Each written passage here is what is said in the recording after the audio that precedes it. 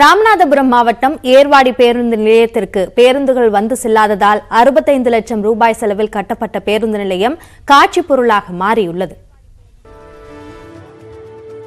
ராமநாதபுரம் மாவட்டம் ஏர்வாடியில் இருந்து நாள்தோறும் மதுரை, ராமேஸ்வரம், சென்னை, கோவை உள்ளிட்ட பெருநகரங்களுக்கு பேருந்துகள் இயக்கப்பட்டு வருகின்றன. போக்குவரத்து வசதிக்காக ஏர்வாடியில் கடந்த 2007-2008 ஆண்டில் 65,55,000 ரூபாய் மதிப்பீட்டில் புதிதாக பேருந்து நிலையம் கட்டப்பட்டது. ஆனால் போதிய இடவசதி இல்லை என கூறி இந்த புதிய பேருந்து நிலையத்திற்கே வராமல் ஏர்வாடி தர்கா அருகே உள்ள பேருந்து நிறுத்தத்திலிருந்து பேருந்துகள் பயணிகளை ஏற்றிச் சென்று வருகின்றன. கடந்த 13 ஆண்டுகளாக ஒரு பேருந்து கூட பேருந்து நிலையத்திற்கு வந்து செல்லாததால் பொதுமக்கள் 1 கிலோமீட்டர் தூரம் நடந்து சென்று ஏர்வாடி தர்காவிலிருந்து பேருந்துகள் மூலம் வெளியூர்களுக்கு பயணம் செல்லும் நிலை உள்ளது. மேலும் பேருந்து நிலையத்தின் மின்சார கட்டமைப்பு வசதிகள் பழுதடைந்தும் பேருந்து நிலையத்தின் மேற்கூரை சிமெண்ட் பூச்சுகள் சேதமடைந்தும் காணப்படுகின்றன.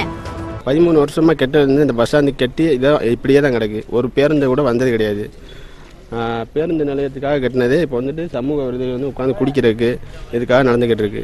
அதனால் இந்த ஏரியா மக்கள் வந்துட்டு பேருந்து பஸ் ஸ்டாண்டு இல்லாமல் அங்கே 1 கிலோமீட்டர் நடந்து போய் பஸ் ஏறுறாங்க.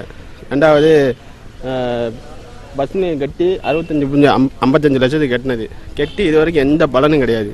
மறுபடியும் இந்த பஸ் ஸ்டாண்டுக்கு ஒரு புதுப்பிச்சு கொடுத்து இந்த ஏரியா மக்களுக்கு ஒரு விடுவி தர வேண்டும் என்று கேட்டுக்கிறோம். ஏர்வாடி பேருந்து நிலையத்திற்கு பேருந்துகள் வந்து செல்லும் விதமாக சாலை வசதிகள் ஏற்படுத்தப்பட்ட பிறகும் பேருந்துகள் வந்து செல்லாமல் உள்ளதாகவும் பேருந்து நிலையத்தை புனரமைத்து பேருந்துகள் வந்து செல்ல நடவடிக்கை எடுக்க வேண்டும் என்றும் ஏர்வாடி மக்கள் கோரிக்கை விடுக்கின்றனர். நியூஸ் 18 செய்திகளுக்காக ராமநாதபுரத்திலிருந்து செய்தியாளர் வீரக்குமரன். மத்திய பிரதேசத்தில் வெள்ள பாதிப்புகளை பார்வையிடச் சென்றபோது சிக்கிக்கொண்ட அமைச்சர் ஹெலிகாப்டர் மூலமாக மீட்கப்பட்டார். மத்திய பிரதேசத்தில் தொடர் மழையால் பல மாவட்டங்களில் வெள்ளப்பெருக்கு ஏற்பட்டுள்ளது.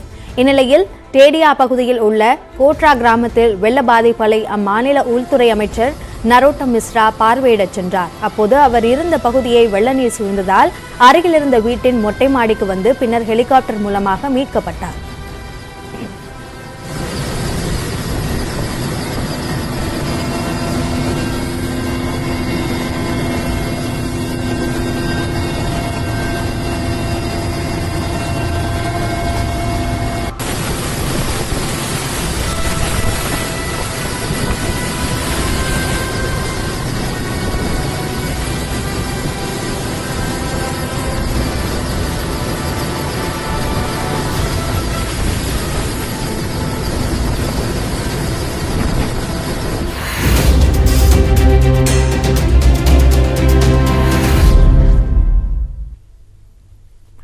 மக்களை தேடி மருத்துவம் எனும் புதிய திட்டத்தை முதலமைச்சர் மு க ஸ்டாலின் தொடங்கி வைத்தார்.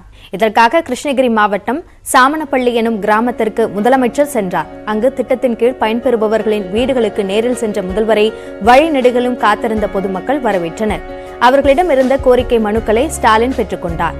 பிறகு ஓசூரில் மக்களை தேடி மருத்துவம் திட்டத்தின் கீழ் வாகனங்களை முதலமைச்சர் கொடியசைத்து தொடங்கி வைத்தார்.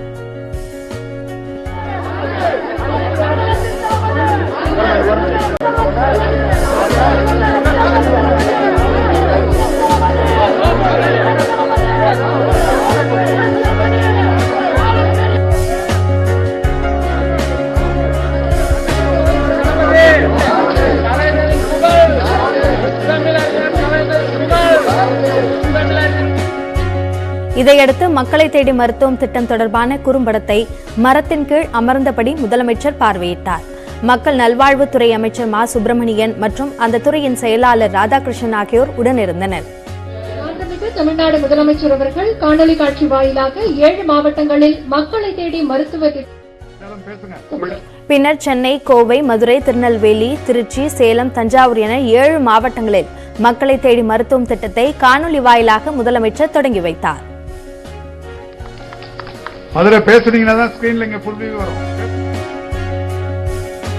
பின்னர் கால்களை இழந்த மாற்றுத்திறனாளிகள் 2 மருத்துவ உபகரணங்களை முதலமைச்சர் ஸ்டாலின் வழங்கினார். முதல்வரின் முன்னிலையிலேயே அவர்களுக்கு செயற்கை கால் பொருத்தப்பட்டது.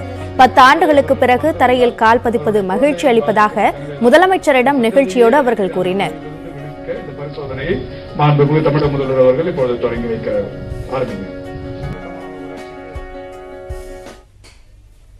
அடுத்ததாக விரைவுச் செய்திகள் சிலவற்றை